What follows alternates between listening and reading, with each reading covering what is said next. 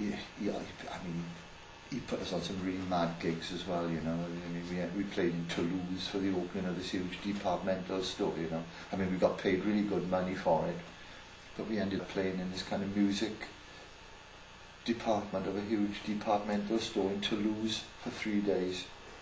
And kind of customers walking around buying pianos and guitars and things. We were sitting there sort of playing, just really mad. We were paid okay for it, but it was a horrible gig.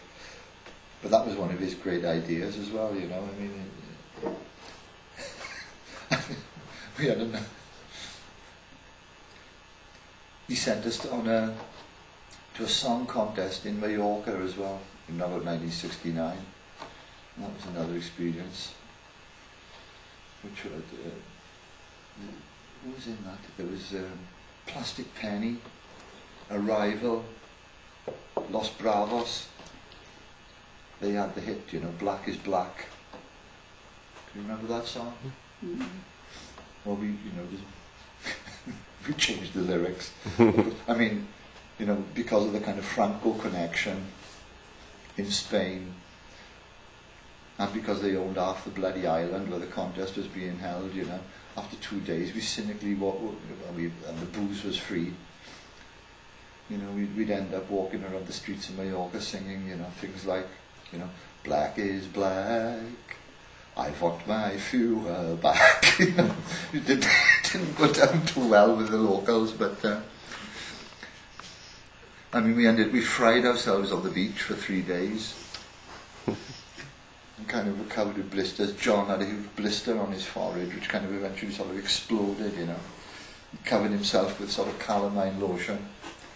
Taff got sunstroke and went out in one of those pedal boats, you know. Kind of completely unseaworthy craft. He decided to try his luck on the Spanish Main, you know.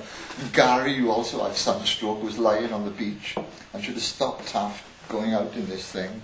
Actually, you know, when we arrived on the beach to fetch them, you know, there were all the tourists who were looking out to sea, and Gary was standing there sort of clicking his fingers nervously, and we said, "Where's Taft?" He said, he went out in one of those pedal boats. And so he'd actually vanished and had been washed out to sea, you know. They borrowed a pair of binoculars off a tourist. And Taff was like kind of about 3 miles out to sea, drifting in towards the next island. So he eventually got on dry land. Some fishermen helped him in, and they put him on a bus. He had to take the bus all the way back around the bay to the beach. But he had sunstroke, you know. And we won our way through to the final of that competition. But Gary and Pugwash got drunk one night and stole a motor scooter and crashed it. Pugwash broke his collarbone and ended up in this kind of horrible hospital. I don't know if it's my imagination now, or you know, going into overdrive. But when we got there, it was like something out of the Crimea. You know, it was like a sort of field hospital out of the from the Crimea, and they were like palliasses on the floor, you know. And the guy in the bed next to him had kind of just had his leg amputated, and of course we walked, and it was run by nuns, and the lighting in there was like about 2-watt light bulbs, and like as you walked along the corridors to this ward, well, you know, you call it a ward, it's kind of, you know, it's a euphemistic way of saying it's like kind of field hospital in the Crimea, really. And like these kind of giant sort of statues of Christ, you kind of you turn around the corner and this kind of giant statue would leap out at you, you know. And you know, well, you know, by the time I got to the ward, I'd almost become a Roman Catholic. John was sitting there, so the first thing he said was, "Fucking get me out of here!" And his sort of arm was kind of strapped up like this, you know, it's like a Dr. Strangelove, you know, with this kind of huge kind of coat hanger thing. And they couldn't send it, you know, because there was no doctor in there, and it was the weekend. The doctor was coming in on the Monday. So, you know, we'd been walking around singing, "Black is black, I want my fuel back." And now John's lying on his palliass with his arms strapped up like this. So we had to get him out of there, and he sat sitting in a taxi with his arm up to the window to drive all the way back to the hotel like this, and we sang, just it was awful really. He couldn't play in the final.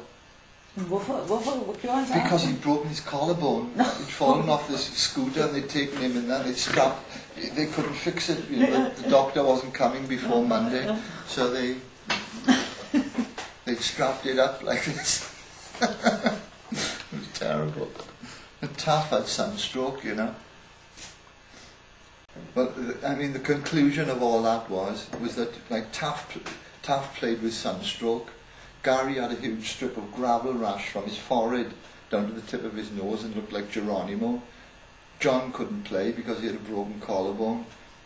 Richie had been captured by the DJ in the club, who had sort of greedily depleted his precious bodily fluids over a period of 3 days. And he was kind of very tired. But we won the way. We came in third anyway. Los Bravos won, of course. Well, they did own half the island and had several relatives on the adjudication panel. And you said the drummer played for John? Pedro from Los Bravos stood in for John.